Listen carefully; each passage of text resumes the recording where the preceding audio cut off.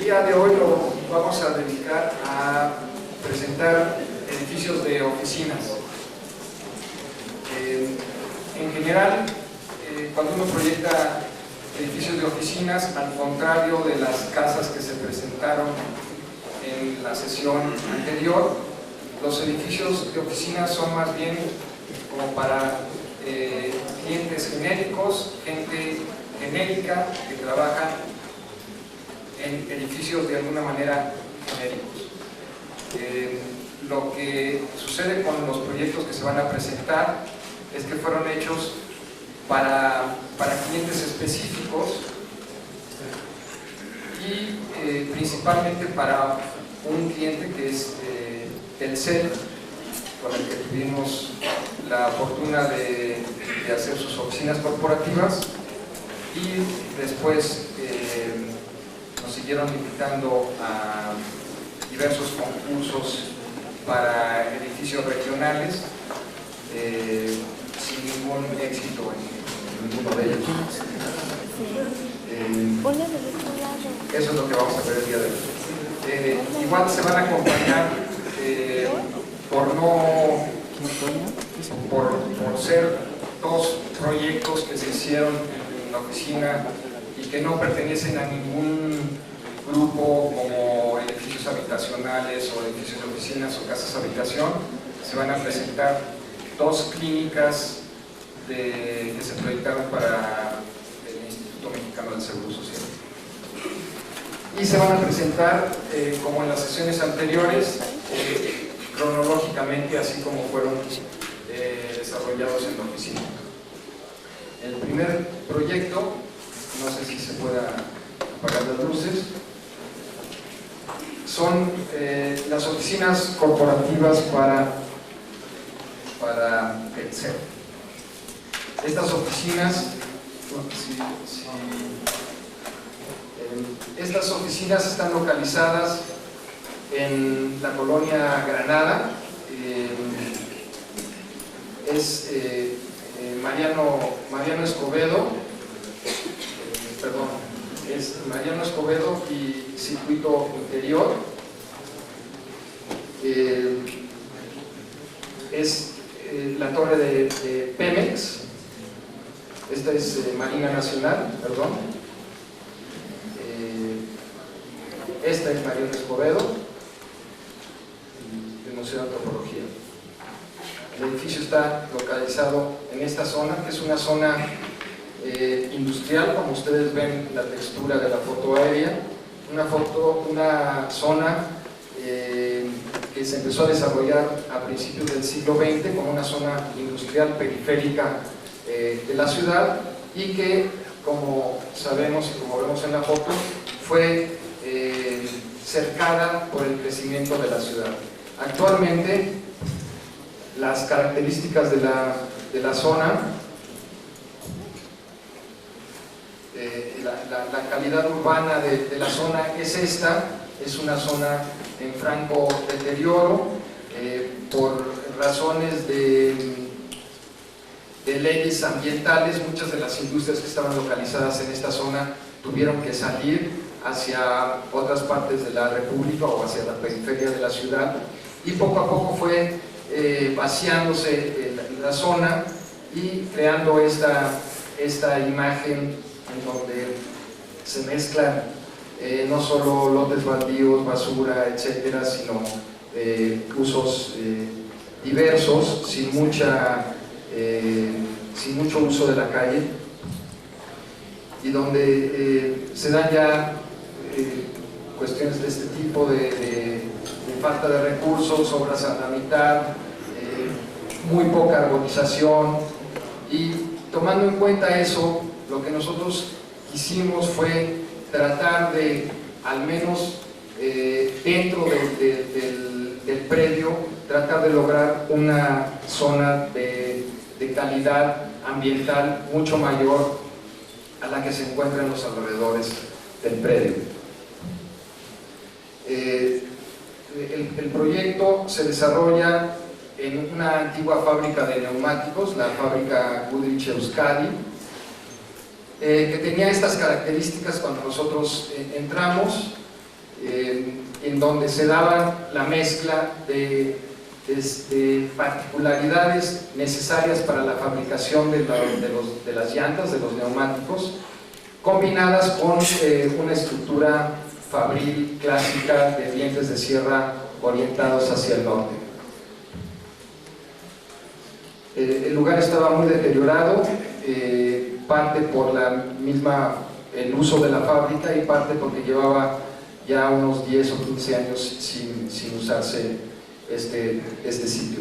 Lo que nosotros empezamos a hacer fue tratar de organizar el predio. Este es toda la manzana, propiedad pues de las empresas del grupo.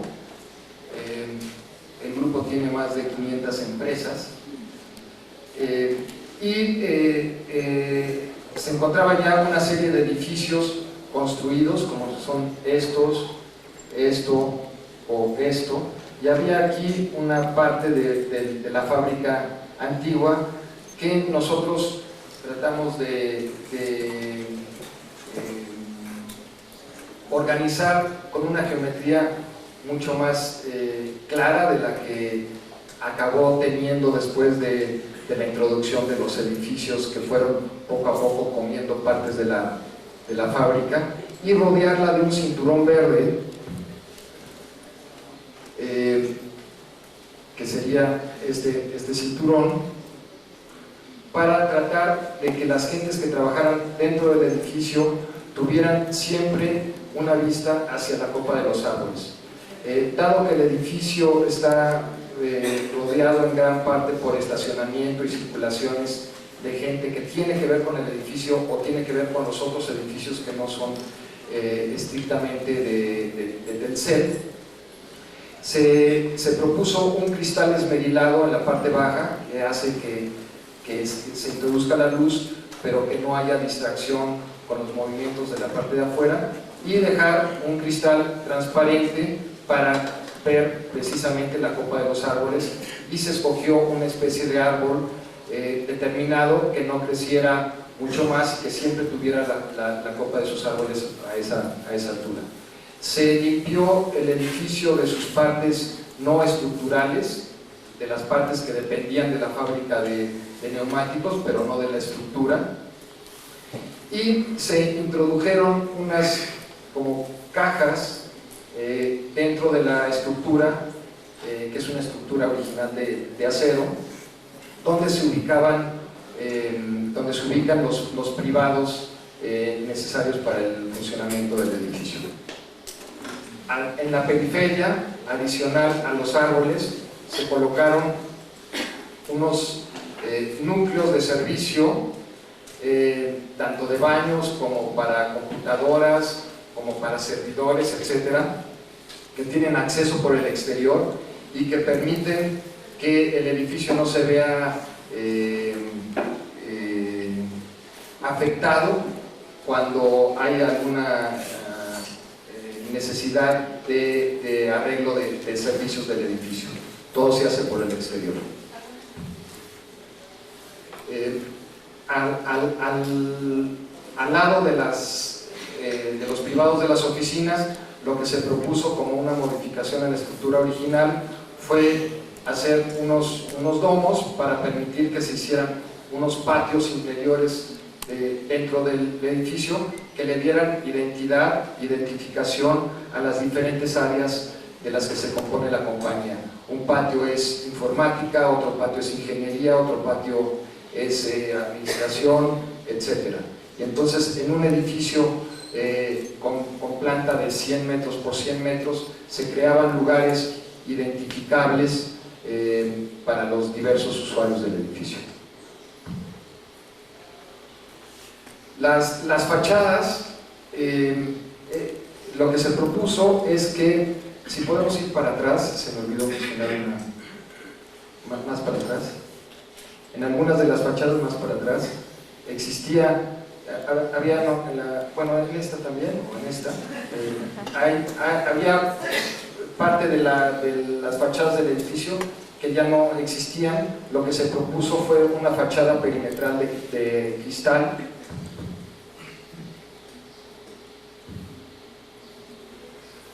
en donde a primera vista parece que las fachadas son prácticamente idénticas una de la otra, pero que tienen sus particularidades, en que los parasoles, para no permitir la entrada directa del sol, dependen y varían según la fachada a la que están orientadas.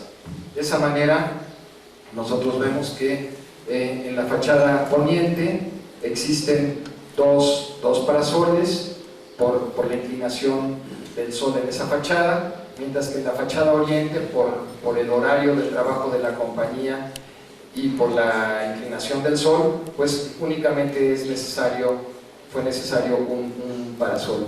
Aquí vemos un detalle donde una fachada tiene uno y otra fachada tiene dos parasoles. Y de la misma manera, la fachada norte, que no tiene la introducción del sol directa, pues no requiere de parasoles, y la fachada sur, aunque en fachada aparece un solo parasol, ese parasol, por la inclinación del sol, se mete dentro del edificio para hacer que todas las áreas periféricas del edificio, como áreas de trabajo, tuvieran confort a lo largo de todo el día. Y estas son algunas pistas también secuenciales desde la calle hasta el interior del edificio. Es importante mencionar que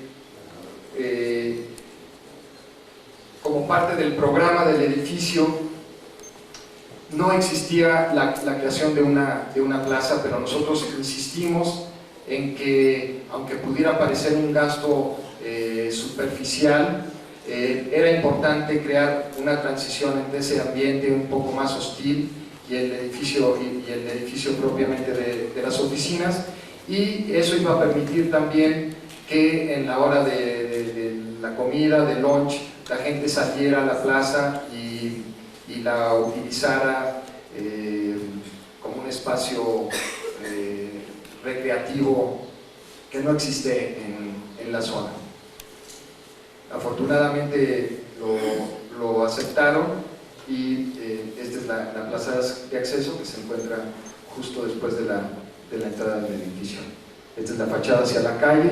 Como pueden imaginarse, son edificios de mucha seguridad. Es una fachada bastante ciega, en donde se nos criticaba la posibilidad de que fuera vandalizada la fachada de cristal. El edificio lleva 5 o 6 años ya de funcionamiento y afortunadamente no ha sucedido nunca nada. Esta es la plaza que veíamos. La plaza, una vez más, se inclina, una vez más me refiero como otros de tantos proyectos, y se continúa con una diagonal que atraviesa la estructura ortogonal original del edificio. Las columnas, la fábrica fue construida no de una sola vez, sino fue construida a lo largo del tiempo, y había columnas de acero, había columnas de concreto, algunas en muy malas condiciones. Lo que hicimos fue, para poder eliminar esas diferencias y introducir de una manera económica todas las instalaciones a las diversas partes del edificio, fue forrar las columnas, pero forrarlas sin llegar arriba y sin llegar abajo, otra vez para mostrar la estructura original del edificio y la manera como el edificio se estructura en sí mismo, sin recubrimientos. Este es el vestíbulo. Aquí podemos ver uno de los parteluces que se introduce dentro del edificio, y partes sueltas, elementos sueltos, permitiendo ver la estructura original del edificio. introduciendo estas cajas de privados de oficinas que se dan al lado de los patios que mencionábamos anteriormente. Estas cajas de oficinas se meten como abajo de la estructura original del edificio.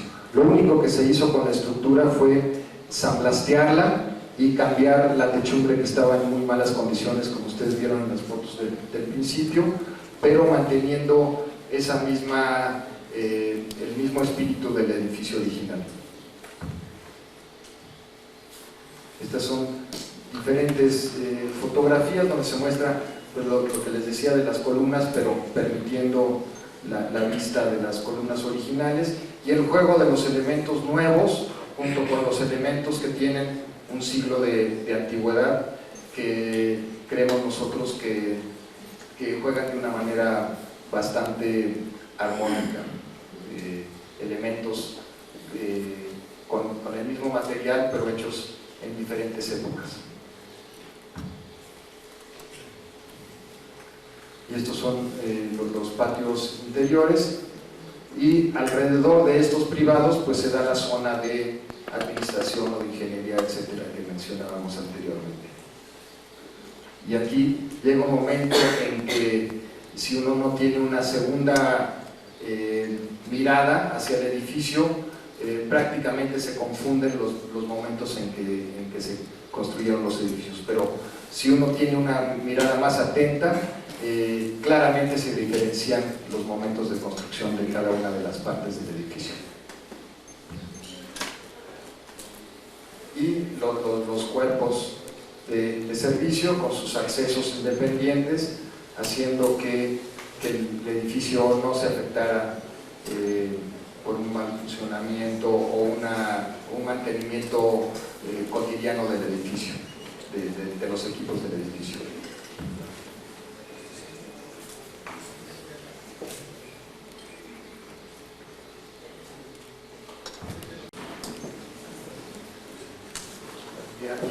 Aquí lo que podemos ver son las especies de árboles, siempre con esa altura, para permitir la visión de los trabajadores a través de estos cristales que son transparentes. Y quería mostrarles unas fotografías de la situación en la que nos encontramos el edificio y la misma fotografía después de la intervención. Este es el acceso, la plaza de acceso, una vista como lateral. Se demolieron estas partes, se demolieron estos muros, partes de muros periféricos, y se creó esta fachada, y se descubren de repente cosas que el edificio original no tenía, no nos permitía.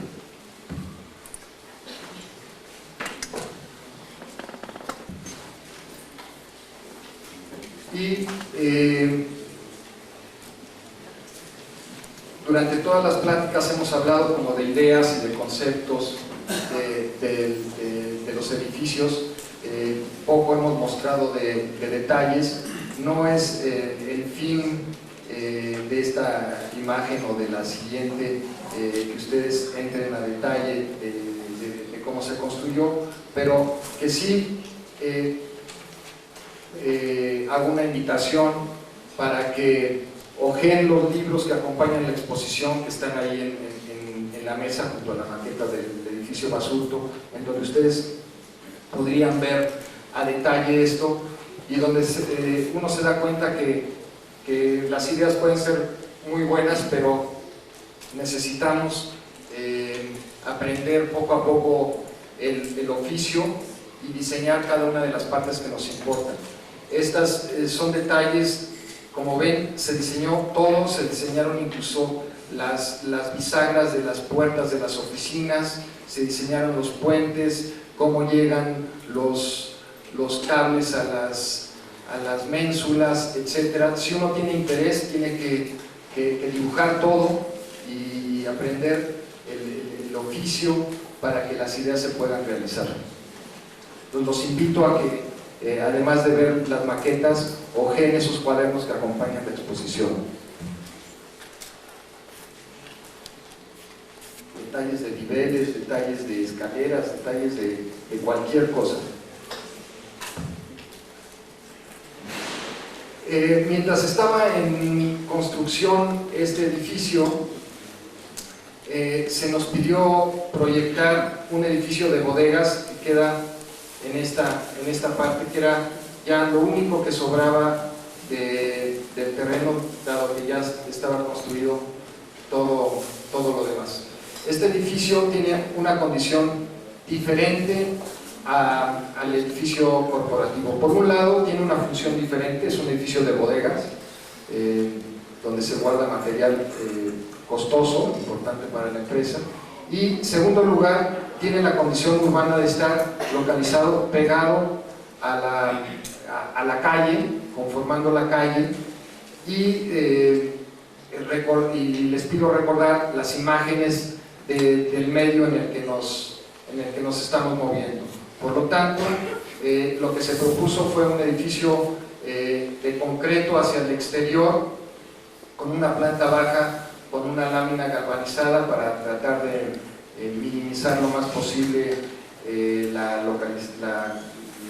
colocación de los grafitis, y un edificio abierto hacia el interior del predio, hacia los árboles que rodean el edificio, y introducir una serie de elementos en este nuevo edificio que jugaran con los elementos del edificio que ya estaba en obra en ese momento.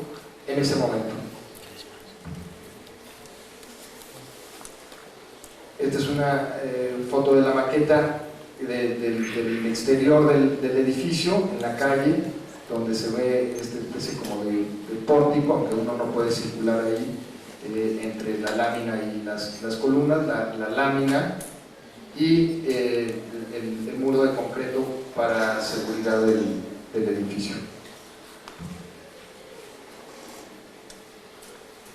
Adicionalmente a la introducción de este elemento como un juego con el otro edificio, dado que la fábrica original se modificó para lograr la forma que tiene el edificio actual, y se tuvieron que quitar algunas de las armaduras originales del edificio, aprovechamos una de ellas, que es esta, para introducirla también dentro de este edificio, hacer un recuerdo de lo existente, y hacer que también con este nuevo elemento hubiera diálogo entre los dos edificios.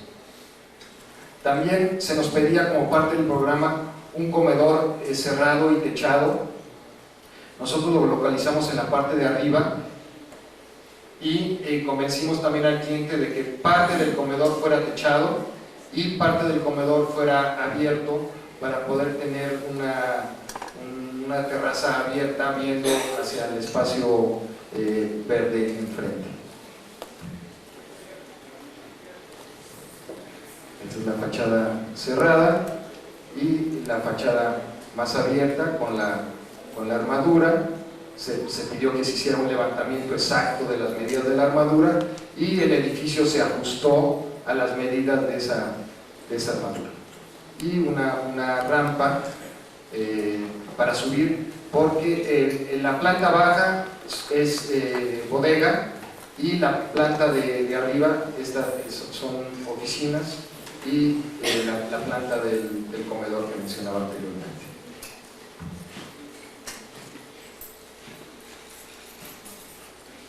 Los elementos de los que se compone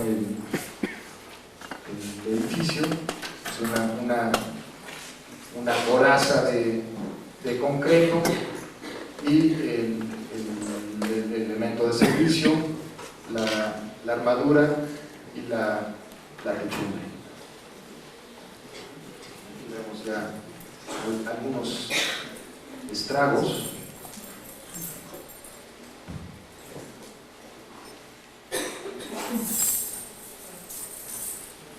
Y es una vista desde el edificio corporativo hacia el nuevo edificio de bodegas.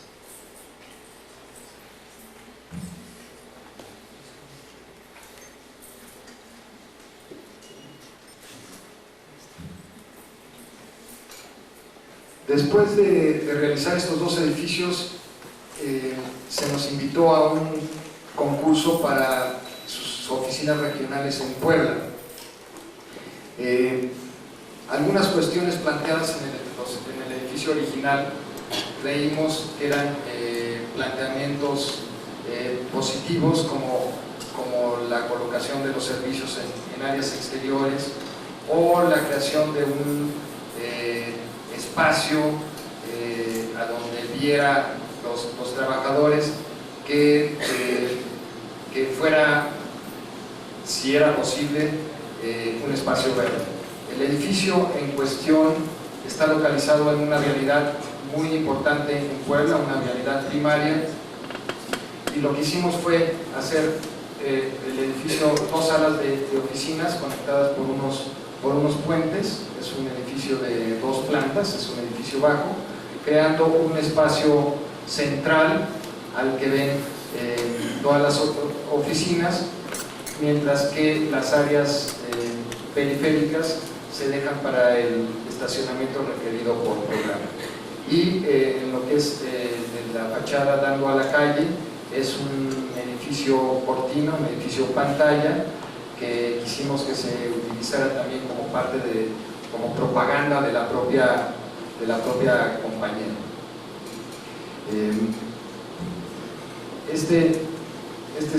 La planta es una planta también libre, con un tapanco en estas zonas. Este es el corte, hecho en este sentido, en donde está lo que son bodegas y cosas de guardado que nos pedían en el programa, las oficinas y el tapanco, todos viendo al área central jardinada, que se crea con una topografía creada con la tierra que se saca de la excavación de la zona de bodegas. La techumbre que nosotros proponíamos era una techumbre muy ligera por facilidad de construcción y para que la estructura también fuera mucho más económica. Resultó que mientras se desarrollaba el concurso, hubo una serie de humedades en la cubierta ligera del edificio corporativo en Ciudad de México, por una serie de ahorros malentendidos, que no quisieron cambiar unos canalones que existían desde hace 80 años, y eso hizo que la gente dudara que esta cubierta ligera funcionara y que no fuera a ocasionar los mismos problemas que estaban teniendo en ese momento. Y esa fue una de las razones que nos dieron para argumentar que nosotros no ganamos el concurso. El concurso lo ganaron Aurelio Nuño, Carlos Magrego y Clara de Huerta. Seguramente se los presentaron el año pasado. Esta era la topografía artificial, la zona de oficinas, la zona de servicios, y esta era pues una idea de lo que podrían haber sido las oficinas del edificio. Y el edificio que servía como pantalla para el ruido hacia el interior de la zona de oficinas, era la zona como más pública, necesaria por programa, y en donde podría haber una serie de cartelones espacios con luz que fueran cambiando con computadora conforme lo fuera necesitando la compañía.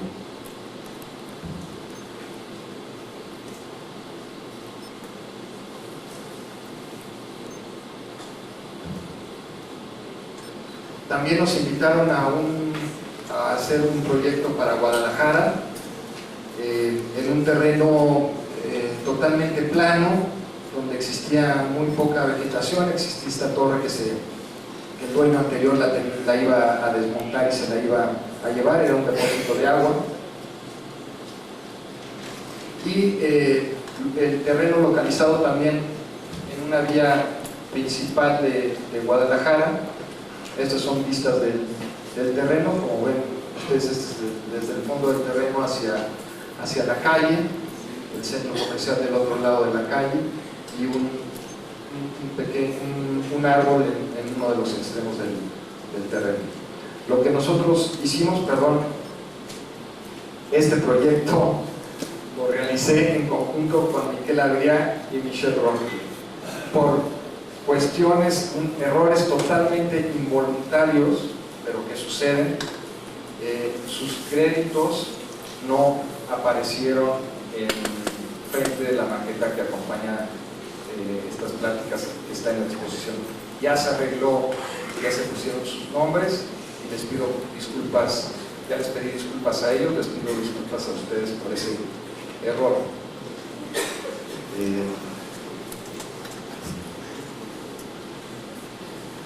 Esta es una vista desde el centro comercial hacia lo que es el terreno. Como ven, es una especie como de periférico en Guadalajara, y también para tratar de evitar ruido al interior del edificio se crea un espacio central y son dos cuerpos que se unen a través de este espacio central, que es el espacio que introduce luz a las zonas de las oficinas. Son plantas libres, como ven, en donde en algunos casos quitamos en uno de los cuerpos o en el otro, lo podemos ver con claridad en los cortes, quitamos, hay losas que no existen, permitiendo un área mucho más generosa para poder trabajar, más complicada de controlar por medios mecánicos, pero más amable para trabajar dentro del edificio. Entonces aquí, por ejemplo, vemos una planta en donde existen, tanto en un cuerpo como en el otro, zona de oficinas, pero se puede dar el caso en donde en las dos existan vacíos, o el caso en donde en una exista vacío y en la otra exista la zona de oficinas, como por ejemplo en este caso. En el sótano se localizaban los estacionamientos de las personas que trabajan en el edificio, y en la parte posterior se localizaba el estacionamiento para visitantes.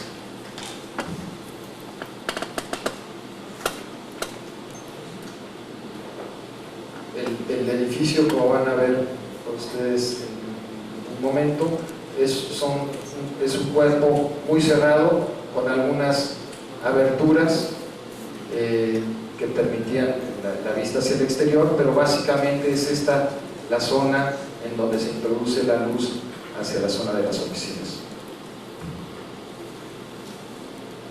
Esto es lo que les mencionaba, el atrio o el patio, y la localización de los sistemas de circulación, que también coinciden con los sistemas de introducción de aire lavado hacia cada uno de los cuerpos de las oficinas. Y los dibujos que va haciendo uno, donde se van aclarando las ideas, dos cuerpos, un elemento muy transparente, un elemento que recuerde ciertas cuestiones como naturales, que juegan con la vegetación de fuera, o la vegetación dentro del patio, etc. El edificio es un edificio con una estructura de concreto, las fachadas de concreto, pero un concreto muy ligero, un concreto llamado polimérico, un concreto de 1 centímetro de espesor, en donde existen con facilidad posibilidad de hacer concretos de diferentes colores, que es lo que hacíamos para marcar con más claridad el acceso, a diferencia de los otros concretos del resto del edificio. Y creando una pequeña plaza de acceso de transición también entre la calle y el edificio.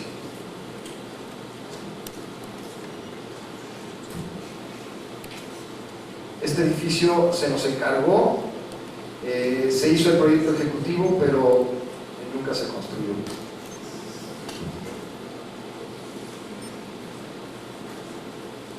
Este era el ambiente que nosotros queríamos que se lograra dentro del edificio.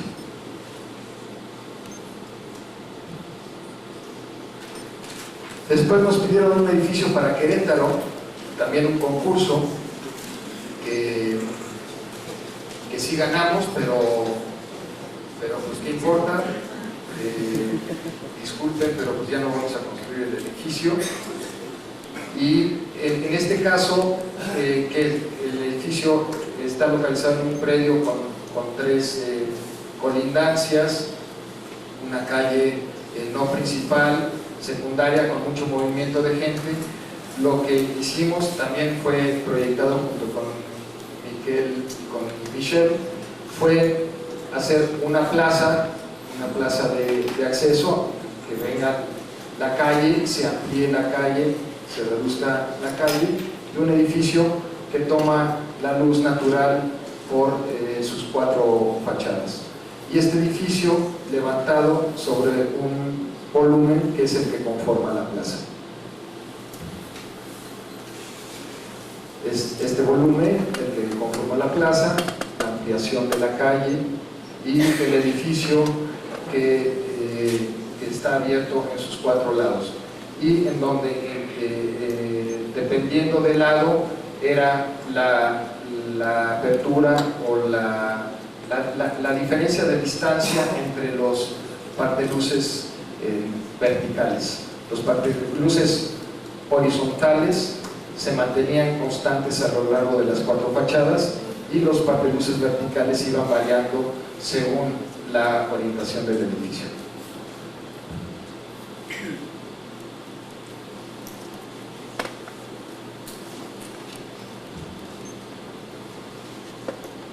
También lograr un vestíbulo que fuera como característico, que tuviera cierto carácter y que creara orientación dentro del edificio, y que se da, y lo vamos a ver después en las fotos de la maqueta, en el cruce de los dos volúmenes.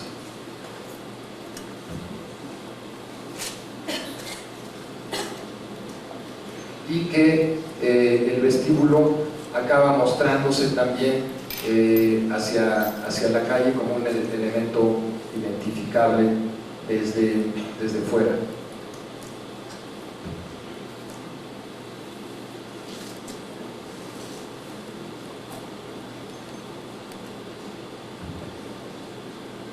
Aquí es donde vemos con más claridad el hueco como una rótula de articulación de los dos volúmenes, que se muestra también desde la calle. Es un esquema bastante prototípico del movimiento moderno, un volumen bajo con otro elemento más alto que lo atraviesa. En algunos casos esos volúmenes se muestran como exentos, no tocan el volumen bajo. Nosotros decidimos que fuera el volumen bajo, que se sintiera de alguna manera como soporte del edificio largo. Cuando estábamos haciendo Querétaro, estábamos viendo diferentes alternativas, y en una de esas alternativas surgió esta idea dibujada por Miquel, en donde la techumbre viene horizontal y de repente se abre como una boca. Esa idea a mí en principio me atrajo, y por alguna razón que no recuerdo ahora se desechó, pero son estas cosas que los proyectos, un proyecto lleva a otro proyecto, lleva a otro proyecto. Después nos piden proyectar Telcel Yucatán, bueno, para un concurso que tampoco ganamos, en donde esta idea de un edificio para otro lugar de alguna manera se reinterpreta y se introduce en un nuevo proyecto. El edificio de Yucatán también es un predio angosto, con poco frente, en donde había mucho mayor dificultad de lograr la creación de un espacio público hacia la calle. Entonces lo que hicimos fue levantar de alguna manera el edificio en esta zona para lograr una plaza techada que fuera beneficiosa tanto para el edificio como para la ciudad. Y dado que el edificio era, el terreno era un predio aún más angosto que el de Querétaro, aunque permitimos la introducción de la luz natural en las fachadas laterales del edificio, se propusieron no solo un espacio, sino varios espacios como patios para introducir luz natural siempre al interior del edificio. Lo que se propuso fue aprovechar que se necesitaba un auditorio. Ese auditorio se muestra en la fachada, necesitaban una serie de bodegas y ponemos abajo de las escaleras, y entre estos dos cuerpos creamos esta especie como de plaza pública para la ciudad. Es este espacio con esta serie de columnas inclinadas que acaban siendo una especie como de dientes que salen, porque, y esto sí ya es una reflexión posterior. Hubo una pregunta, creo que en la primera o en la segunda plática, que alguien preguntaba que si esta serie de reflexiones que uno tiene y que presenta ante ustedes no son hechas posteriores a la idea del proyecto. Ahora les voy a presentar una reflexión posterior a la idea del proyecto. Como siempre hemos sido acusados de no hacer arquitectura mexicana, y esto estaba en Yucatán. Lo que estábamos haciendo era, bueno, este edificio, las columnas, etcétera, y nos dimos cuenta que tenía una forma como de serpiente o de una cosa así, con sus dientes que salen hacia acá. Entonces le pusimos hasta un ojito. Esa sí ya fue reflexión posterior para hacer una arquitectura como la serpiente de Kukulcán. El 21 de marzo da la sombra, etcétera, todos esos rollos. Entonces hacer un edificio muy contextual, pero esta es una broma en realidad. El edificio se rompía también en planta para introducir espacios verdes dentro de áreas de los privados. Si podemos ir para atrás 2 o 3, aquí podemos ver, a diferencia del edificio corporativo de Ciudad de México, en donde alrededor de los patios se dan los privados, aquí a lo largo de las fachadas con luz natural estamos poniendo los privados, y la zona general de trabajo está más bien al centro del edificio. Entonces lo que hacemos es que en algunas de los privados quitamos algunos privados e introducimos zonas verdes en esta zona también.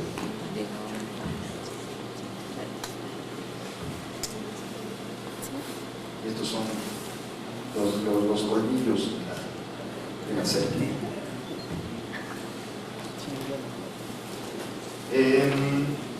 Para ese entonces le propusimos, esta es una cosa que yo generalmente no hago, que es proponerle edificios a posibles clientes que no tienen una necesidad concreta, sino que uno cree que tienen la necesidad. Cuando uno ve estas son las oficinas regionales de Omnitrition en México, están localizadas en la colonia Roma. Esta es la calle de Mérida, esta creo que es Guanajuato o Querétaro, y esta es Zacatecas, si no mal me recuerdo.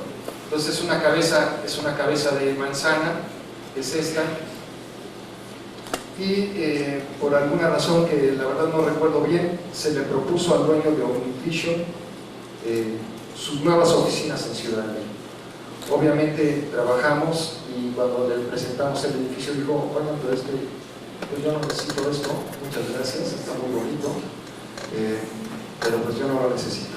Pero pues quiero presentarles a ustedes también este proyecto, en donde la cabeza de manzana pues es esta, lo que nosotros consideramos que la calle principal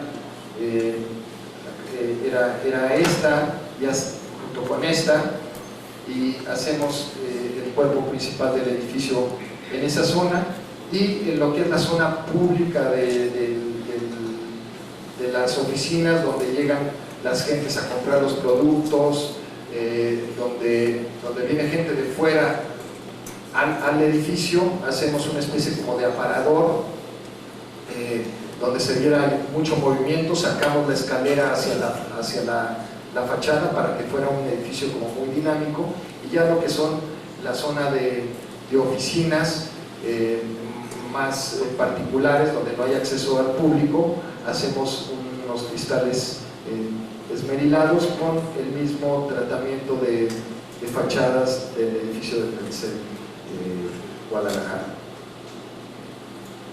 Es un edificio muy sencillo, esta es la planta del sótano, un estacionamiento. Las diferentes plantas son plantas libres, con esta transparencia que les mencionaba yo anteriormente, y en lo que es la parte superior del edificio,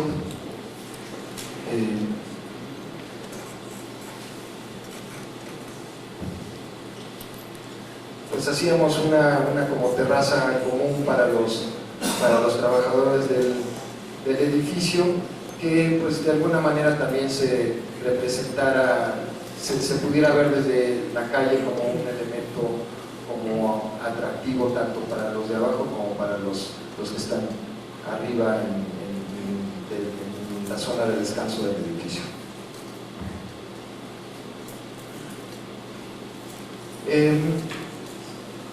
El edificio de la Biblioteca Nacional, también proyectado con Michel Roque y Miquel Adrián. Se nos pidió rehabilitar una escuela tradicional de la Ciudad de México para biblioteca, esto a finales del sexenio pasado. Lo que nosotros hicimos fue tratar el edificio original es un cuerpo alto que tenía básicamente aulas, y tenía un cuerpo bajo que conformaba la calle. Aquí vemos algunos de los coches, esto está en el sur, creo que en Canal de Miramontes se llama la calle, y este cuerpo como de vestíbulo de la general de la escuela. Lo que hicimos fue mantener el esquema de la construcción original, que es, estos son algunos de los detalles, pasillos, las escuelas que todos conocemos, y mantener el esquema original del edificio e introducir un nuevo elemento con una forma diferente que albergara los archivos de la biblioteca, que es uno de los elementos principales del edificio. Lo que nosotros hicimos fue este edificio mantenerlo con la altura que tenía, y el cuerpo bajo que existía aquí se demolió y se construyó con la misma planta, el mismo tamaño de planta, un edificio de 4 niveles, porque eso requería el programa de necesidades que nos habían solicitado. Como fue hecho a finales del sexenio,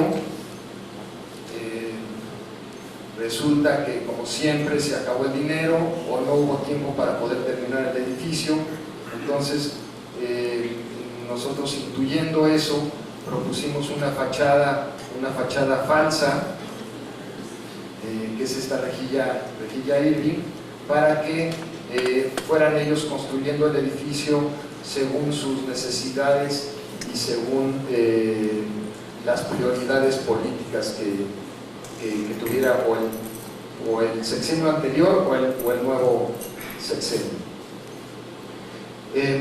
Todo esto que les cuento puede ser una historia como muy bonita. Estas son las imágenes del edificio, el cuerpo de 4 niveles con la nueva fachada, la fachada falsa de rejilla Irving, etcétera. Este podría ser, abstrayéndolo y poniéndolo un poco presuntuoso, se podría ver hasta como de Perrault, una cosa así, ¿no? Súper abstracto, etcétera. Pero lo que yo quiero decirles es que para mí, esta es la primera vez que yo presento este edificio en público, pero creí importante hacerlo aquí con ustedes. Para mí este es un edificio equivocado. Es un edificio equivocado desde un punto de vista político, pero también desde un punto de vista de arquitectos. Lo que sucede con este edificio, y voluntariamente no se los quise mostrar anteriormente, es esto. Si ustedes ven la fachada de cristal que les mostré, esa muy bonita, etcétera, que ha sido publicada en, no sé, revistas de Italia, no sé de dónde. Esa fachada es una fachada azul, que tiene sol todo el día, y en donde nosotros, por error, creímos que con un grafismo, con un recurso que podría ser arquitectónico, pero que creo que ha sido un abuso en la arquitectura reciente de los últimos años. Creímos que el problema del asoleamiento lo podíamos controlar pidiéndole a un diseñador gráfico. Yo no tengo nada contra los diseñadores gráficos, pero sí contra los errores de los arquitectos, que con un grafismo en la fachada, si ustedes ven, se va medio abriendo por ahí la separación entre el esmerilado y el transparente se va modificando, y era una especie como de nube. El diseñador gráfico y nosotros convenimos que fuera una nube que tapara el sol, y esa nube, por no utilizar recursos como mucho más tradicionales de la arquitectura, pues esa nube llegó el viento y se la llevó, porque este es la cantidad de sol que entra en una fachada sur, y creo que es importante mostrar esto como un punto de reflexión para no caer en errores y tener muy conscientes que la verdad hay maneras como mucho más sencillas de poder tener un control como uno quiere del edificio. Eso no quiere decir que yo quiera tener una posición muy moralista, en el sentido de que es que si se introduce el sol en una fachada sur, el edificio está mal. Tampoco quiero dar esa impresión. Lo que quiero transmitirles es que una idea de arquitecto con un edificio mal colocado, mal puesto y mal solucionado, es muy difícil de que quede bien al final, por más nubes que uno le pinte. Estos son los dos proyectos para el Seguro Social que les mencionaba yo al principio de la charla. Tienen un esquema que también se repite en los servicios de oficinas y en estos también. Es un espacio central con unas alas de actividades al lado de ese espacio. Esta es una unidad médica de atención ambulatoria, UMA, en la ciudad de Querétaro, en donde el terreno es un terreno más grande, que está dibujado aquí en esta figura, donde hay el estacionamiento de médicos que tienen una entrada directa hacia el edificio, y el estacionamiento de visitantes salen y llegan a un espacio público que nosotros creemos que tiene cierta dignidad, cierta escala de espacio público, una pequeña plaza hacia la calle, y de donde uno se introduce o a una de las alas o a otra de las alas del edificio, que ambas se comunican por cuestiones funcionales en la parte posterior del predio. Este es el espacio de acceso, es simplemente una cubierta que marca el acceso en donde uno entra a una u otra. Las fachadas se proponen del mismo material, si recordamos la plática pasada, del edificio de Ámsterdam, una celosía de concreto, para poder lograr privacidad, que es lo que necesita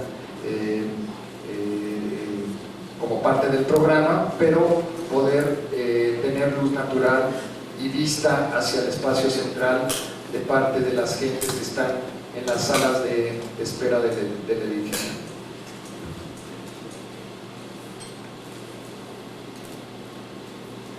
Estas en teoría están por construirse, pero con todos los problemas que tiene el Seguro Social, yo dudo que eso se realice.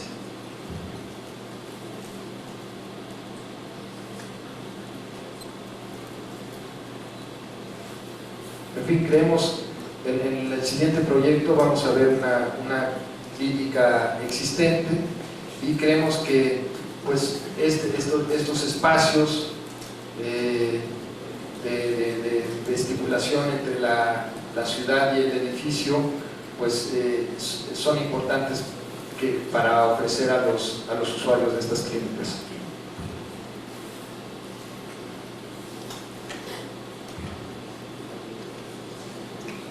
Este es el último proyecto que voy a presentar el día de hoy.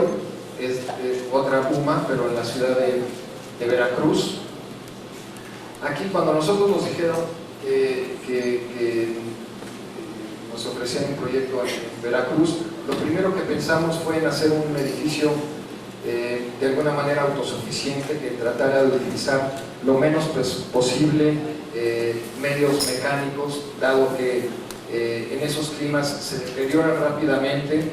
En estos edificios públicos el mantenimiento no es el más adecuado, y también para edificios públicos consideramos que los costos de mantenimiento pueden acabar siendo muy altos.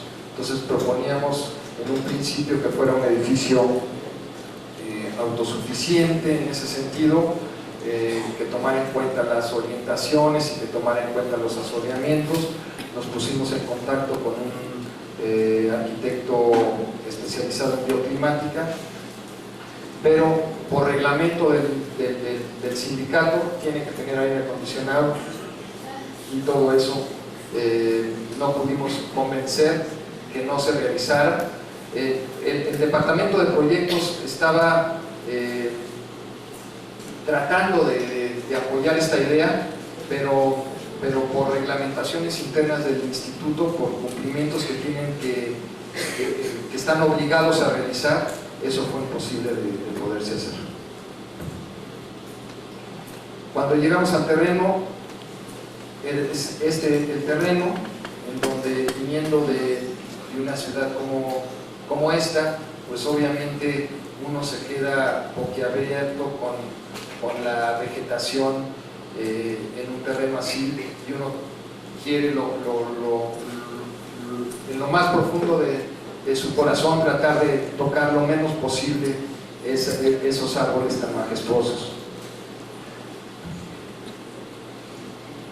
Estos son fotos del sitio, y lo que nosotros acabamos haciendo, y por eso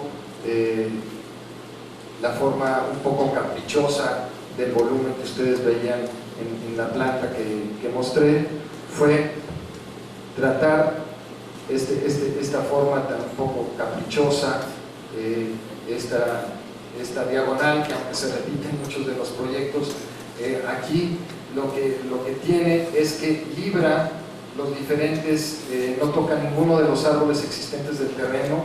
El mango ese majestuoso está localizado aquí, y otra serie de árboles pequeños están localizados en esta periferia, y es por eso que este edificio, que es el edificio de vestíbulo, salas de espera y privados de médicos, tiene esta conformación para tratar de librar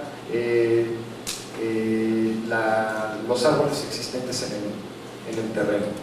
Y este es el cuerpo principal, en este caso, para no construir en todo el terreno y destruir la vegetación, se hace en dos pisos, en donde lo que queríamos es que hubiera una cubierta donde circulara el viento abajo de la cubierta, que no permitiera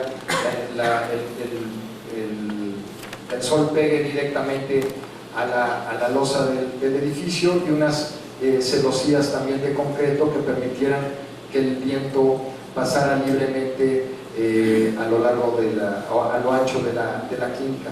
Evidentemente en los lugares, en los quirófanos, etcétera, esos lugares iban a estar perfectamente sellados con aire acondicionado, etcétera, pero la gran mayoría de los otros locales no necesariamente requieren el aire acondicionado si están bien pensados.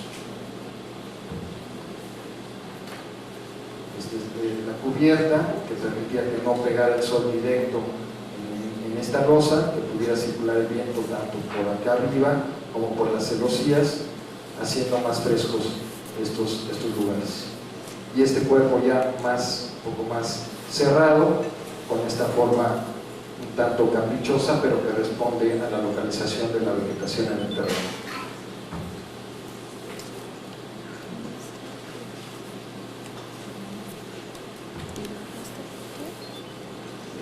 Eran las últimas imágenes. Muchas gracias por el día de hoy.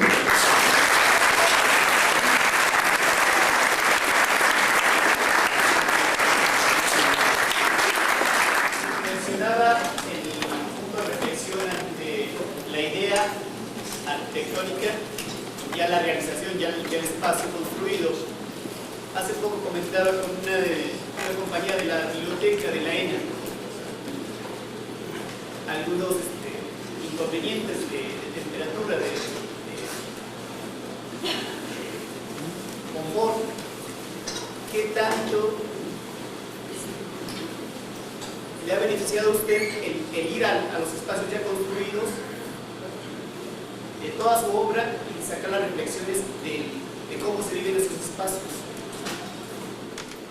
Evidentemente son de gran ayuda.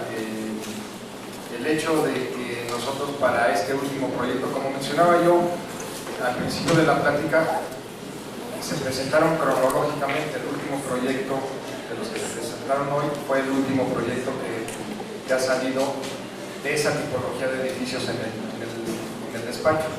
Tal vez por situaciones en otros proyectos, en este proyecto en particular sí queríamos una asesoría de un especialista para que no hubiera ningún problema futuro en el edificio.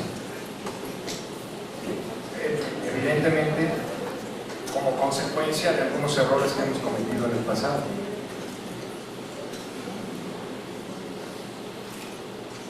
Ahora,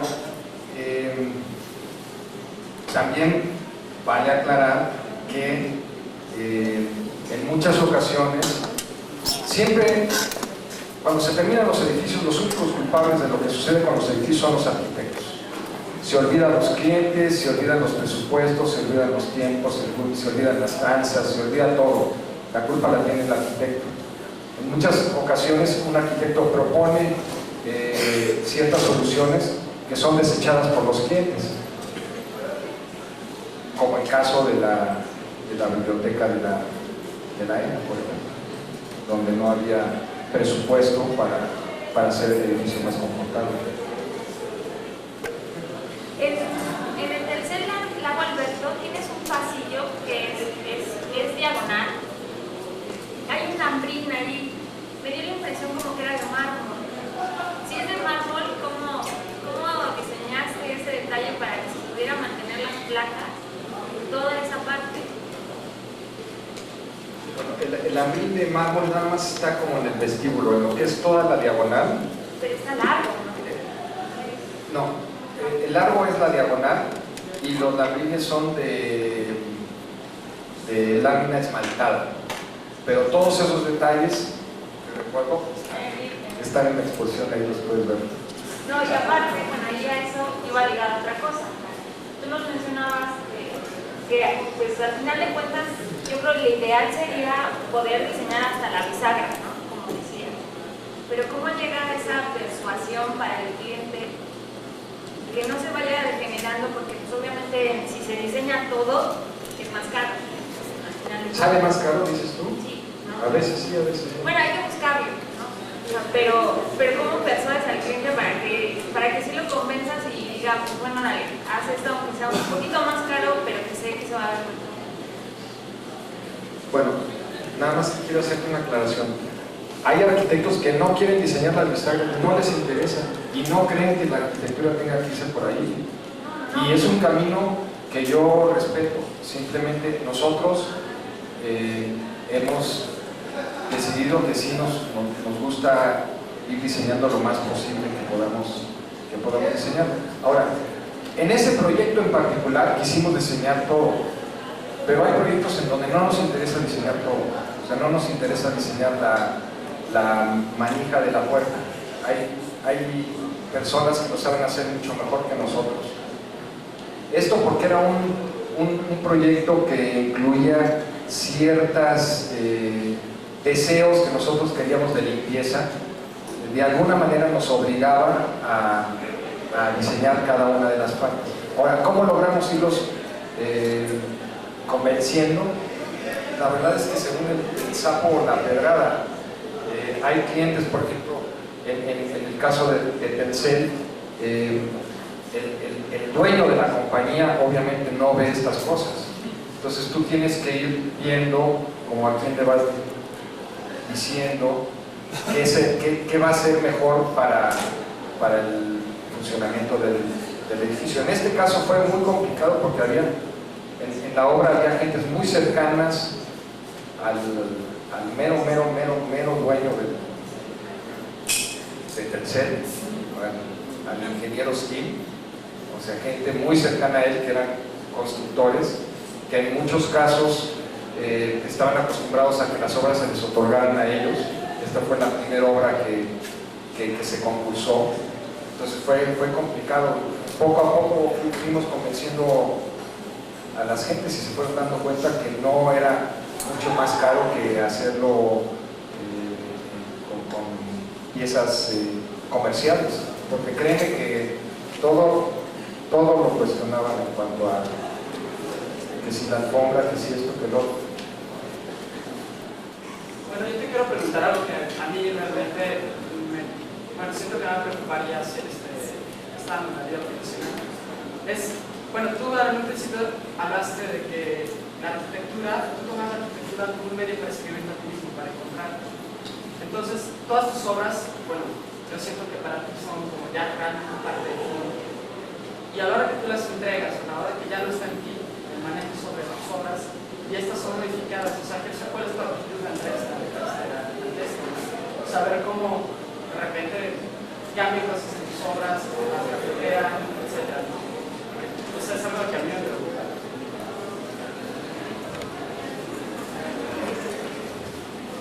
Pues, la verdad es que me preocupa mucho al principio, y ya después ya no preocupa.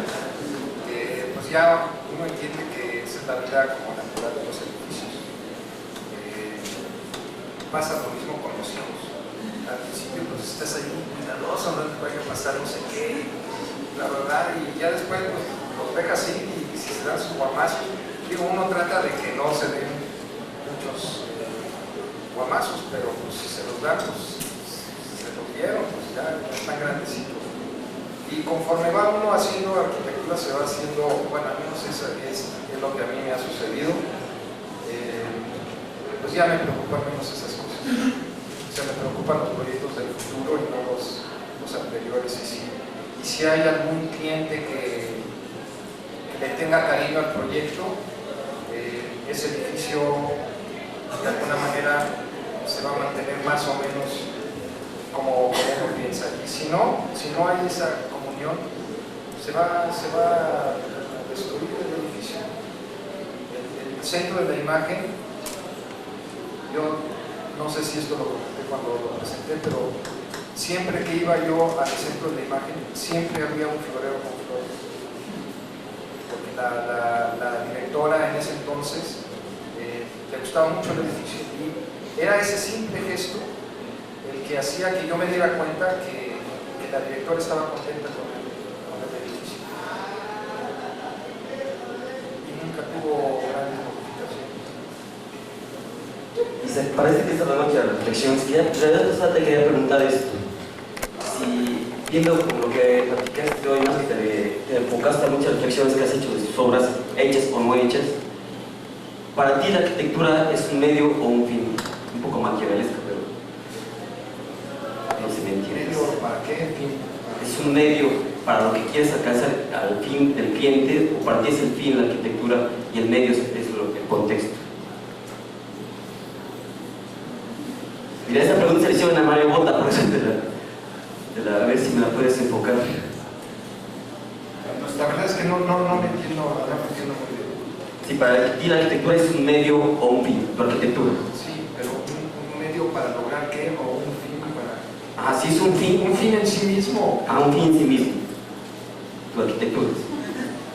Bueno, ¿O es un medio? Yo dije desde un principio que la arquitectura es el medio que he utilizado yo para hacerme a mí mismo. El fin es hacerme a mí mismo. El fin eres tú entonces. Pues sí.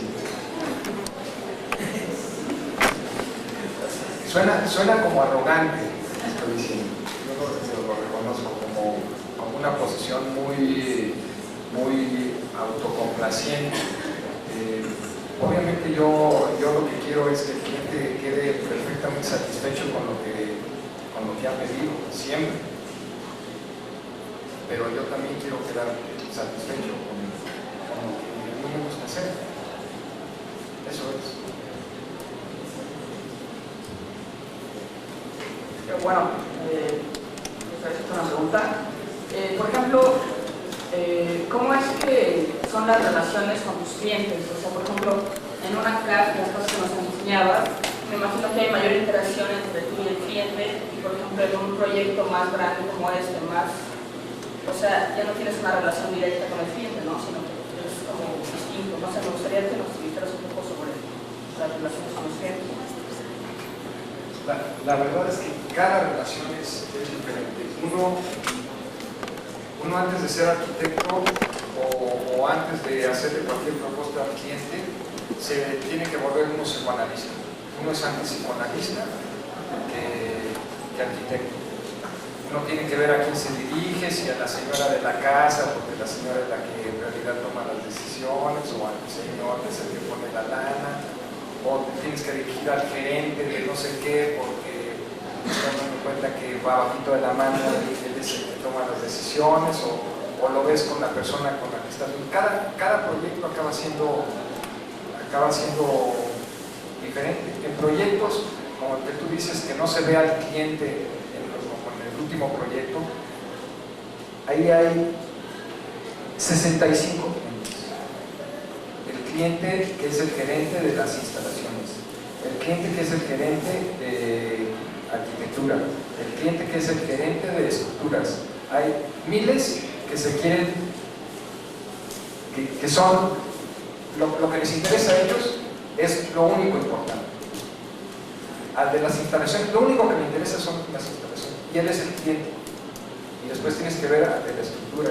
No es cierto que no ves al cliente, no ves al director del Instituto Mexicano del Seguro Social, pero todos se sienten los dueños del proyecto, y es muy complicado. En otro sentido, es muy complicado tratar a una pareja o un matrimonio, porque pues, son los ahorros de su vida, es su patrimonio, es lo que le quieren heredar a sus hijos, y se vuelven por cuestiones de mucha sensibilidad para poder tratarlos. Entonces, cada uno lo trata diferente. Bueno, la pregunta es que tú mencionaste al principio que eran edificios para clientes y gente genérica, para clientes genéricos. Y la vez pasada, bueno, desde la primera sesión te preguntó Recalde si tú te defines como moderno, en que no se contestó bien la pregunta.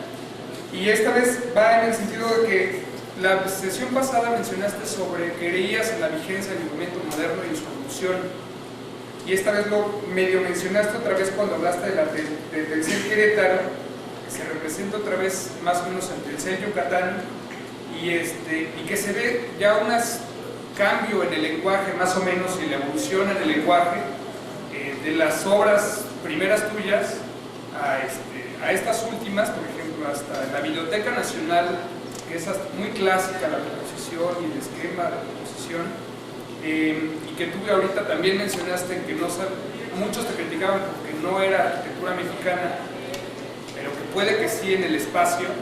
¿Cómo comentarías tú, en qué camino andas tú de arquitectura, si en esa evolución del moderno, buscando el espacio mexicano a través de la arquitectura moderna, o en qué sentido, en qué punto tú estás, tal vez de las corrientes o de la arquitectura? La verdad no sé. No es que no quiera contestar la pregunta, es que no sé ni a dónde vaya. Yo creo que en el caso de Telcel Querétaro, yo creo que tiene un lenguaje del movimiento moderno bastante claro. Ahí sí no creo que haya un lenguaje que no sea postmoderno. En Telcel Mérida hay una evolución, pero yo también en la primera plática lo que yo dije es que creía, y casi se terminó la plática con eso, en que yo creía que es un movimiento que está vivo, pero necesita evolución, necesita reflexión, necesita adaptarse a las circunstancias del siglo XXI. Eso no quiere decir que niegue sus principios originales. Y por ejemplo, el caso de Telcel Querétaro, yo no había hecho una reflexión sobre eso, pero por ejemplo, el hecho de que se muestre lo que es el auditorio, que se muestre en fachada, es un recurso clásico del movimiento moderno. Hay que recordar, por ejemplo, el edificio de Sterling, no está en el alcalde, Chef, creo que eso, no sé qué, son unos laboratorios donde hay unas columnas y un auditorio que se muestra en fachada, que uno entra abajo del auditorio. Eso también es un lenguaje de clase. Estoy hablando del Sterling pre-postmoderno. Entonces no creo que haya de alguna manera una negación de esos principios, pero reflexionar sobre eso.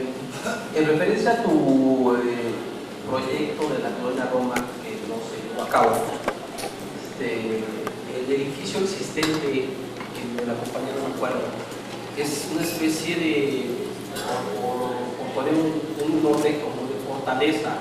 La colonia Roma está todos son muros, un color ahí medio dorado, mira, y y después tú presentas un edificio muy transparente, muy abierto. ¿Tú crees que eso haya influido en el cliente como para decir que igual no quería nada? Un poco por la seguridad, porque sí vi demasiado cristal hacia las fachadas y bueno, de repente no había algo que te protegiera, por decirlo de alguna manera, y más un poco en esta ciudad. Y eso me lleva a reflexionar un poco lo que conozco de tu arquitectura, y siento que los últimos edificios que tienes son muy transparentes, como que te estás volviendo a un arquitecto de mucho cristal, de mucha transparencia, que según yo no eras tanto antes. No sé si es tu evolución o algo, más bien no sé cuál sea tu pensamiento sobre eso. Bueno, también no estoy muy de acuerdo. Los dos últimos proyectos de las UMAS, que son los dos últimos proyectos que se han hecho en la oficina, no son proyectos transparentes, son edificios de concreto, con una celosía de concreto, en donde se intuye el interior, pero no son para nada edificios transparentes. Bueno, son hospitales, son casas o edificios o lo que fuera, pero no son edificios transparentes. Igual los podría haber hecho transparentes aunque fueran hospitales.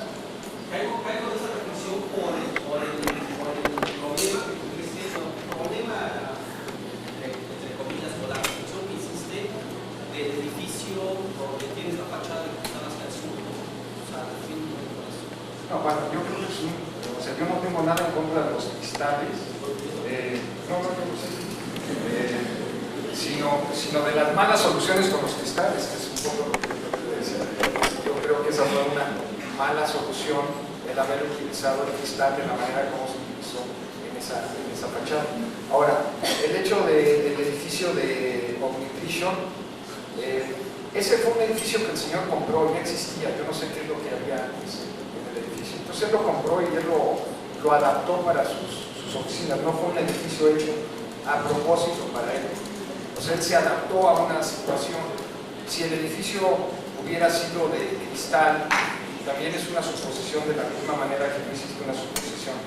Si el edificio hubiera sido de cristal y hubiera sido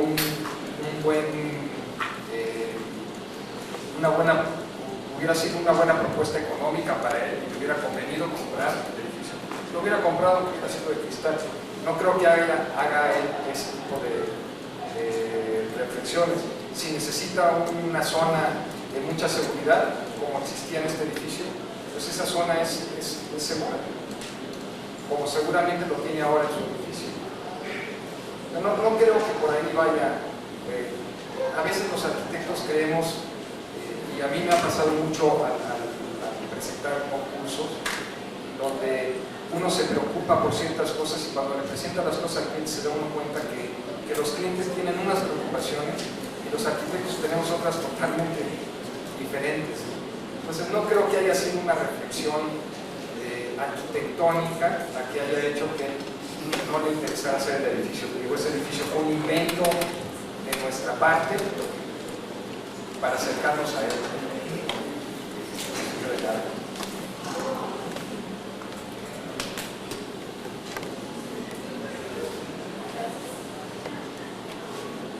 Mi pregunta es con respecto a un problema que a veces me ha llegado a suceder, que a veces hablas sobre la relación que tiene tu edificio con el contexto en cuanto a fachadas, en cuanto a la relación con la iluminación y la ventilación y demás, pero me gustaría saber qué tanto afecta la función en el aspecto formal de tu obra. Es algo que a mí me cuesta equilibrar el exterior y el edificio y las funciones. ¿Qué tanto tiempo le das a una cosa y a la otra o cómo las relacionas? Digo, yo sé que depende del proyecto, pero a lo mejor tienes alguna manera de empezar de adentro hacia afuera, de afuera hacia adentro.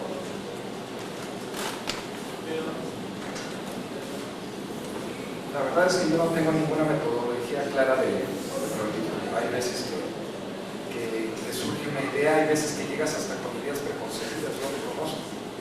Y alguien te dice, oye, pues tengo un terreno no sé dónde y ya medio que te dijo algo y ya vas medio solucionando la cosa, todavía no ves el terreno. La verdad es que sí me ha sucedido. Pero no es que primero le dé prioridad a una cosa y primero le dé prioridad a otra cosa. Y también creo, y lo dije en la primera plática, que la forma sigue la forma. Que nos han dicho siempre que la función sigue a la... la forma sigue a la función.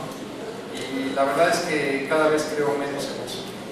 Y la historia lo demuestra, ¿no? Hay edificios, hay conventos que se convierten en museos y cárceles que se convierten en archivos, edificios que fueron hechos con una función y que no tienen otra y funcionan perfectamente.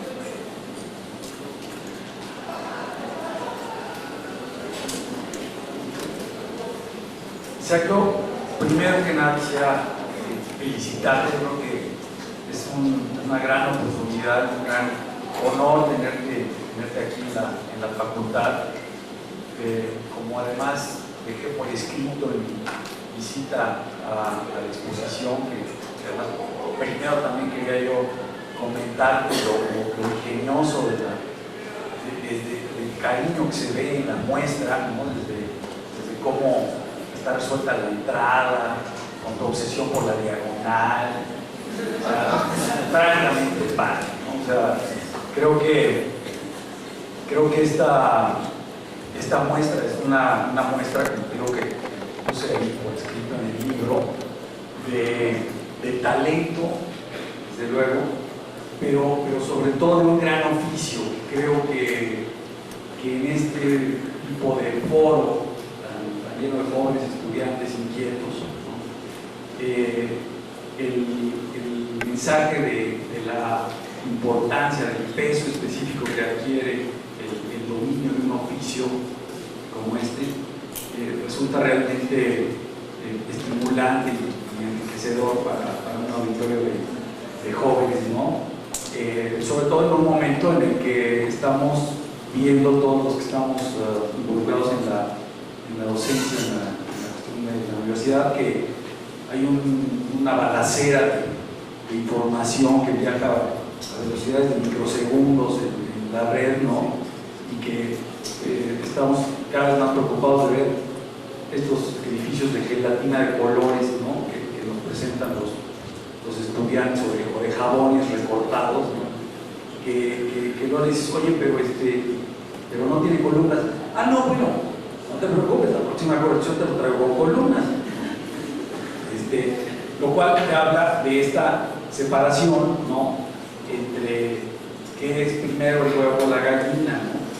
Que es un poco la pregunta que tú hacías, ¿no? ¿Y por dónde empiezas? ¿Por la forma, por afuera, por adentro?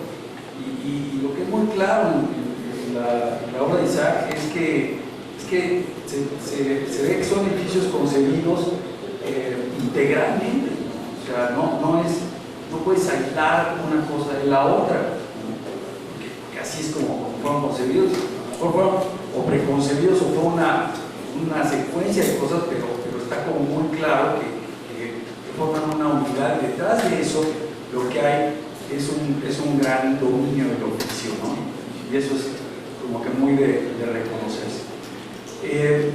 Yo he notado un poco en todas las preguntas que se han estado haciendo que giran muchísimo en torno a esta manera de atacar un proyecto con el cliente real, ¿no?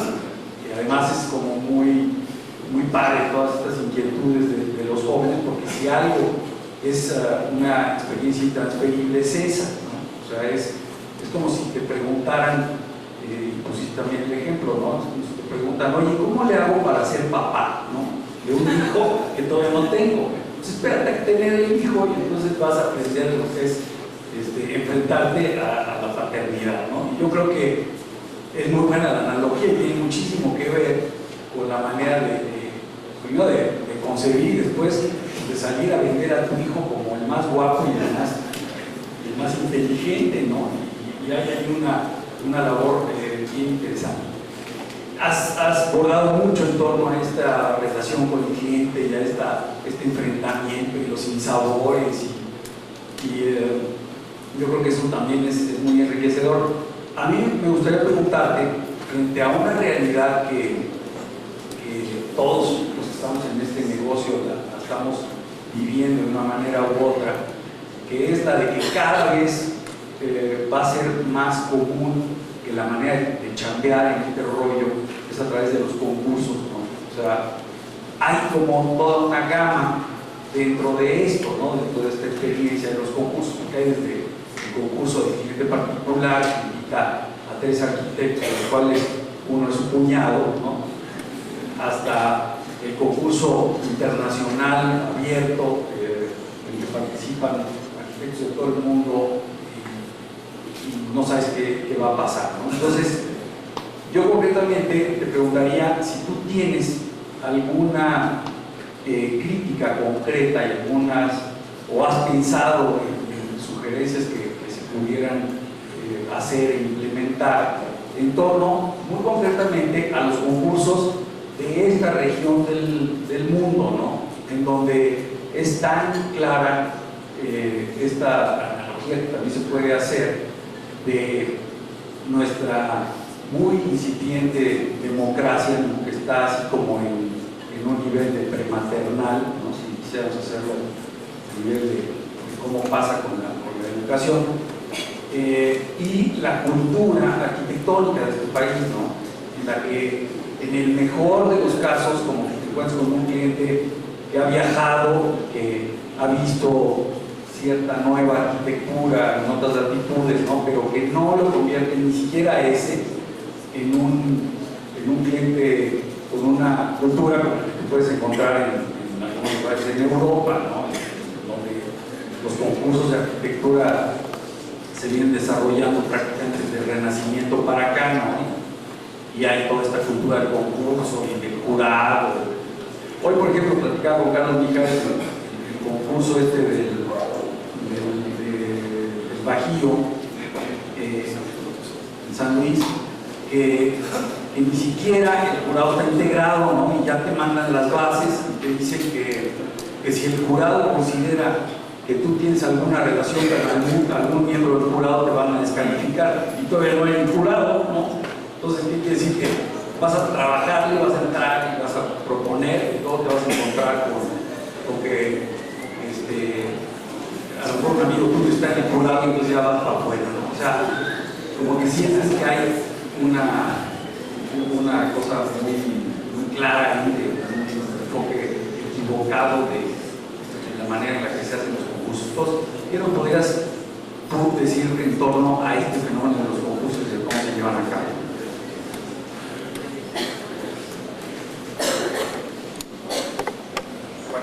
Las siguientes 2 pláticas en realidad voy a hablar sobre concursos, pero no está de más dar una explicación. Es tema escabroso, en realidad. Los concursos son proyectos donde uno mete una energía que pocos otros proyectos no dan, porque cuando uno tiene contacto con el cliente, pues tiene uno la posibilidad de ir y venir. En un concurso es una sola vez, y si le pegas, te pegaste. Entonces es una cantidad de esfuerzo impresionante. Y debería respetarse un poco esa condición de trabajo de un arquitecto que se entrega en un concurso, cosa que no sucede mayormente. Yo, aunque estoy tratando de ver ahora mucho más al sur que al norte, creo que para cuestiones de concursos, pues sí habría que ver cómo los han desarrollado países que tienen una tradición de años de los concursos. Yo me centraría en 2 cosas. Uno, el colegio de arquitectos, pues esto es una utopía total, porque lo que yo creo es que el colegio de arquitectos es el que debe de controlar todo eso. El colegio de arquitectos, el menor interés que tiene es en darle servicios a los arquitectos. Esa es mi conclusión. Pero ellos deberían regir todos y cada uno de los concursos, sean privados o sean públicos. Todos los concursos tienen que ser pagados o dar premios a los 3 finalistas o los 5 finalistas, etc. Concursos privados tienen que ser pagados. Y lo ideal sería que el comité organizador de los concursos presente un jurado y los miembros participantes, entre ellos, eso es algo que sucede en España, convoquen también al resto del jurado, para que sea no únicamente un jurado de un lado, sino que los miembros participantes también propongan gente que consideran honesta. Y pues poco a poco, yo supongo que también en el Renacimiento pues había muchas tranzas en los concursos europeos, el Papa por ahí, el hermano o algún Medici, lo mismo, y poco a poco se fue mejorando la situación. Yo creo que hay que seguir con los concursos, hay que promover los concursos, hay que mejorar su operatividad, pero pues estamos en un principio y la verdad es que nos toca sufrir un poco las consecuencias de malas organizaciones de los concursos, pero qué bueno que ya hay concursos.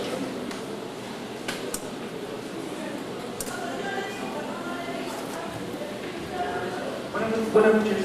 Yo tengo una pregunta muy simple. Pues bueno, como podemos ver en su arquitectura, encontramos conceptos y preceptos del movimiento racionalista funcionalista y características corbusierianas. Eso es muy evidente. ¿Vale?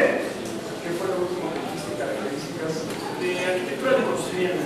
O sea, de preceptos, manejo de conceptos y preceptos del nacionalismo funcionalista. Habla despacio. Está bien, gracias. Pero tengo una duda. Y quisiera saber si tú consideras que tu arquitectura es similar o es semejante o es mi imaginación, pero me parece muy similar a la que están haciendo Bernardo Gómez Pimienta, Central de Arquitectura, Sánchez Higuera y tú. Más o menos hay muchas coincidencias que yo encuentro en tu arquitectura, tanto la de Central como la tuya. Bueno, no solamente con ellos, yo creo que se puede explicar parte de lo que hago, sino con otros grupos, con otros arquitectos que compartimos la misma idea de arquitectura y creemos que las condiciones de creación de esa arquitectura en México se pueden dar con el lenguaje que estamos utilizando. No es únicamente con ellos con los que me identifico, sino con ellos y con otros. Ya con algunos de ellos no los conozco ni siquiera personalmente, otras de los que tú mencionaste son amigos personales míos y con los que discuto cómo hacemos arquitectura y obviamente pues eso se refleja en los productos que hacemos. No tengo yo ningún problema en admitir que pertenezco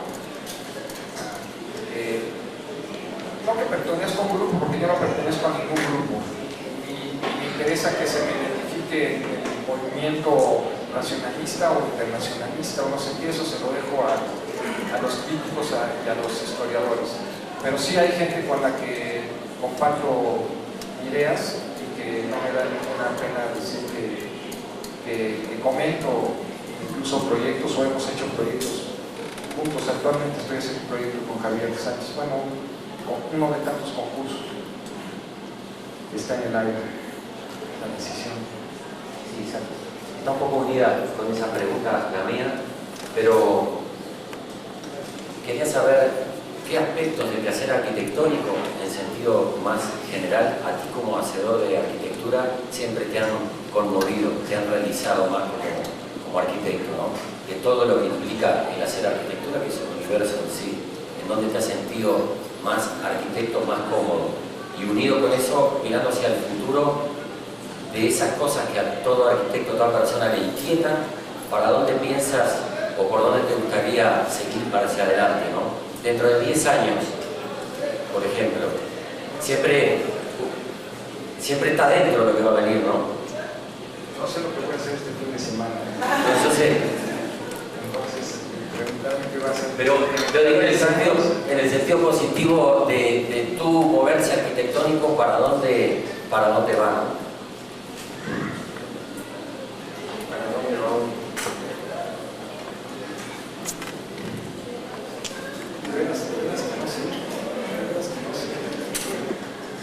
No son ganas de no contestar, no sé para dónde vaya. No sé para dónde vaya.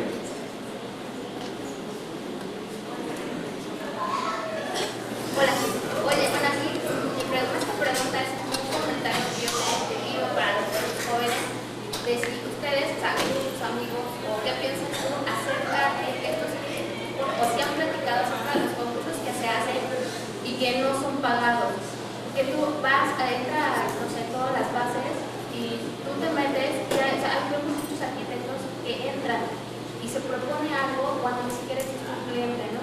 O sea, que como tú, ¿qué opinión o qué consejo nos darías a nosotros los jóvenes acerca de los concursos que se hacen actualmente, en el que ni siquiera existe un cliente, se dan las bases y mucha gente entra? O sea, prácticamente estamos regalando el trabajo del arquitecto, ¿no? Y se da muchas veces. Entonces, no es como un comentario hacia nosotros los jóvenes, ¿no? Que de todo lo que está dando ahorita. Pues sí, regalamos el trabajo, pero con un gran deseo de que nuestras ideas se lleguen a realizar. Entonces, lo que sucede es que los concursos son un medio que tenemos.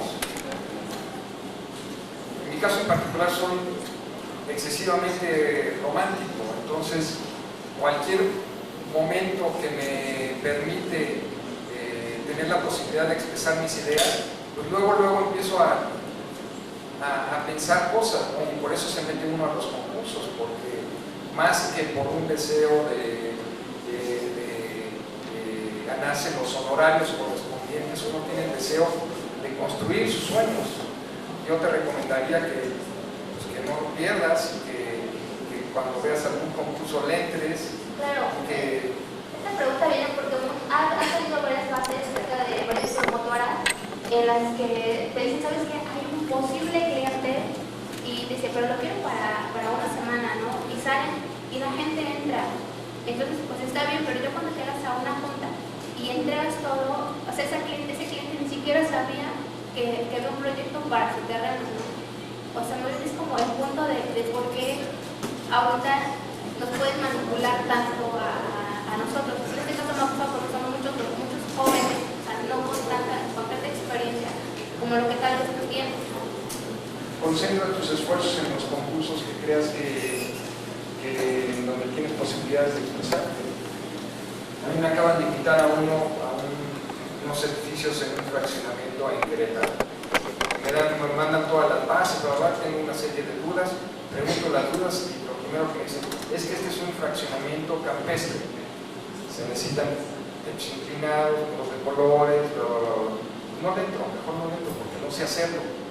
Entonces, a ese no le entro.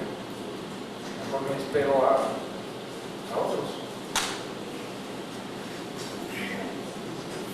O hay veces que hasta tengo ganas de entrarle a alguno, pero acabo de terminar otro y estoy tan agotado, porque insisto, son esfuerzos mayores los que se realizan que, pues, de modo no le ya. Buenas noches. Le quería hacer una pregunta que me viene inquieto desde hace un rato.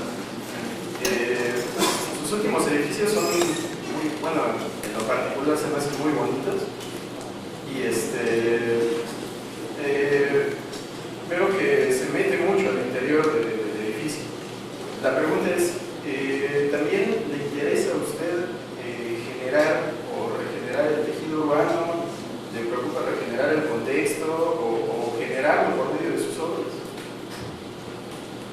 Pues yo creo que de alguna manera es lo que he tratado de explicar en esta serie de pláticas, cómo el contexto es importante para la creación del edificio y cómo el edificio ayuda a veces a complementar ese contexto o le ayuda a proponerse para el futuro a ese contexto o ir en contra de ese contexto, pero siempre es ese contexto el que es la base de los proyectos.